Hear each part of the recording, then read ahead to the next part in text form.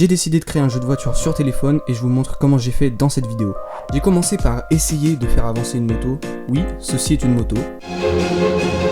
Et j'appuie bien sur le mot essayer parce que ça a vraiment été une galère pour la faire avancer. Mais avant ça, je vais vous présenter ce que je souhaite implémenter dans mon jeu. J'ai envie de faire un jeu de voiture. C'est ce que j'ai dit au début de la vidéo, donc c'est un peu logique. Un jeu de voiture dans lequel on contrôle une moto qui doit esquiver des voitures. Donc il faut faire avancer la moto, créer un système de circulation automobile et construire des routes. Comme je l'ai dit, j'ai commencé par faire avancer la moto, donc pour ça, j'ai regardé un tuto, sauf que... En fait, je viens de remarquer qu'il me faut des roues, parce qu'ils utilisent un wheel collider que tu peux utiliser que sur des roues. Donc je vais devoir être obligé de modéliser la moto. Donc je vais modéliser la moto sur Blender, mais ça fait presque un an que j'ai pas touché à ce logiciel. Du coup j'espère que j'ai pas trop perdu. Donc on va voir. J'espère que ça va bien se passer.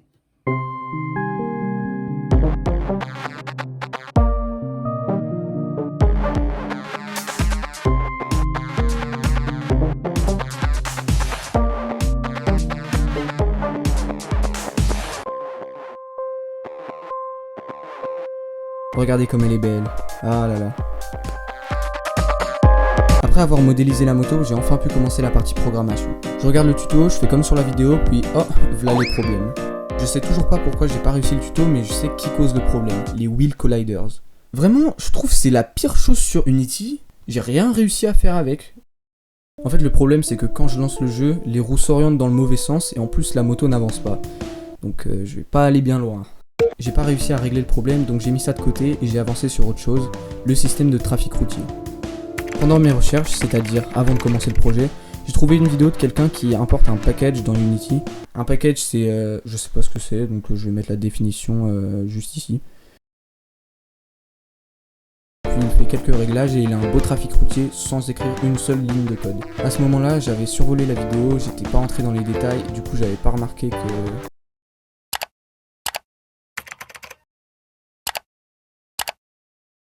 c'était payant. Après cette galère, j'ai décidé de chercher un autre tuto, gratuit cette fois, puis je suis tombé sur ce tuto qui explique vraiment très bien comment faire, donc je l'ai suivi à la lettre et tada! De base, le tuto explique comment faire un trafic pour les piétons, mais j'ai juste eu à les remplacer par des voitures. J'ai ensuite voulu ajouter les routes, donc encore une fois un tuto.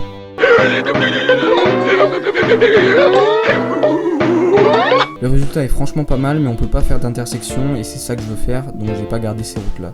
Avant de chercher comment faire des intersections sur Google, j'ai décidé de continuer à essayer de faire avancer la moto. J'ai essayé de régler les problèmes que j'avais au début, mais j'ai pas réussi, donc j'ai mis le script à la poubelle et j'ai recommencé de zéro avec un tutoriel qui n'utilise pas les wheel colliders.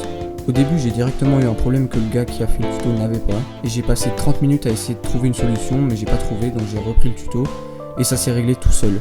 Va savoir pourquoi. Après ça, j'ai plus de problème et voilà le résultat d'une moto qui fonctionne correctement.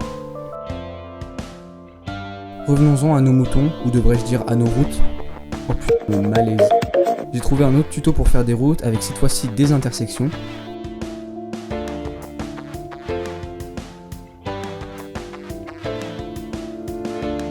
Après avoir installé la nouvelle version de Unity, j'ai regardé la vidéo en recopiant les bouts de code qui passaient à l'écran. Sauf qu'en fait, c'était pas un tuto, c'était juste une vidéo un peu comme la mienne où je vous explique dans les grandes lignes ce que j'ai fait, donc on peut pas refaire exactement ce qu'il a fait. J'ai vu qu'on pouvait récupérer les différents scripts qu'il a fait, mais il faut être membre et donc payer pour y avoir accès. Du coup, je suis passé à mon plan C, c'est-à-dire modéliser des routes sur Blender. Au début, je pensais que ça allait être compliqué, mais au final, c'était plutôt simple. Sur Unity, j'ai juste eu à assembler les routes et ça rendait plutôt bien. Au début, je voulais faire plusieurs maps avec différentes routes qui se terminaient à un moment, sauf qu'au final, je me suis dit que ce serait mieux de faire un système de génération automatique. Comme j'avais déjà utilisé ce système dans plusieurs projets, j'ai récupéré le script qui gère ça dans un des deux projets, puis j'ai créé des préfabs des routes pour pouvoir les générer à la suite. La première préfab est juste une ligne droite et la deuxième possède une intersection. Quand je lance le jeu, les routes apparaissent avec des voitures. Plus la moto avance, plus il y a des routes qui apparaissent avec des voitures. On peut voir que certaines voitures s'arrêtent, et bien c'est normal parce que j'ai rajouté un système qui permet aux voitures de ne pas se passer au travers. J'ai simplement ajouté une fonction qui vérifie s'il y a une voiture devant grâce à ces lignes de code. Je sais pas pourquoi, mais il y a un problème avec les voitures. Parfois elles vont dans des directions totalement opposées alors que le script n'a même pas de problème. Au début j'ai essayé de régler le problème, puis comme j'y arrivais pas, j'ai décidé de laisser ça comme ça. En plus ça rajoute de la difficulté. Après avoir fait les routes, j'ai ajouté des feux de signalisation aux intersections. Pour ça, j'ai modélisé un feu de signalisation, puis j'ai ajouté un script qui fait apparaître un mur invisible toutes les 5 secondes pour que les voitures s'arrêtent. Ça donne ça. J'ai ensuite fait en sorte que les routes qui se génèrent disparaissent toutes les 10 secondes pour que le jeu tourne mieux, parce que si on laisse se générer des routes pendant 5 minutes, le jeu marchera plus. Ensuite, j'ai ajouté le système de mort. Quand on percute une voiture, la moto explose, puis il y a un menu qui apparaît où on peut choisir de quitter le jeu ou de recommencer.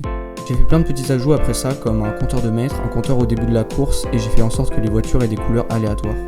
J'ai ensuite fait le menu principal, j'ai fait un menu assez basique, un bouton pour jouer et un bouton pour quitter. J'ai appelé le jeu Crazy Cars parce que...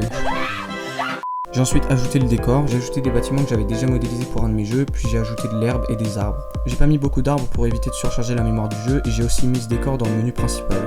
Ça rend plus joli. À un moment, faut bien rendre le jeu jouable sur téléphone, donc j'ai installé un Unity Package dans lequel il y a des boutons de direction. J'ai ensuite lié les boutons avec un script pour pouvoir faire bouger la moto quand on appuie sur ces boutons. J'ai aussi fait en sorte que si le jeu n'est pas lancé sur un téléphone, les boutons ne s'affichent pas. Après ça, j'ai ajouté le sound design. J'ai créé 2 musiques spécialement pour ce jeu, celle du menu principal et celle du jeu. J'ai aussi ajouté des bruits de moteur et un bruit d'explosion lorsque la moto explose. Ok.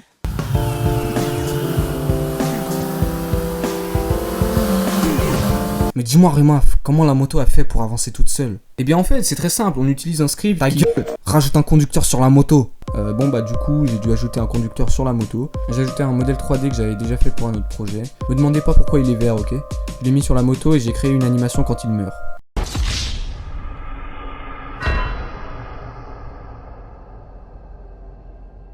Après ça, j'ai officiellement terminé le projet et j'ai donc décidé d'exporter le jeu sur Android. J'ai réussi à l'exporter après avoir réglé pas mal d'erreurs. J'ai ensuite tenté de publier mon jeu sur le Play Store, sauf qu'il faut payer 25 balles. Mais tout n'est pas perdu, vous pourrez quand même jouer à Crazy Cars. J'ai décidé de faire 2 tutos, un pour vous montrer comment installer le jeu sur Windows et un autre pour vous montrer comment l'installer sur Android, donc tablette ou téléphone. Je vous mets ces tutos en haut à droite de l'écran et dans la description de cette vidéo. Franchement, je suis plutôt content du résultat, j'ai eu plein de galères mais je m'en sors bien. Salut!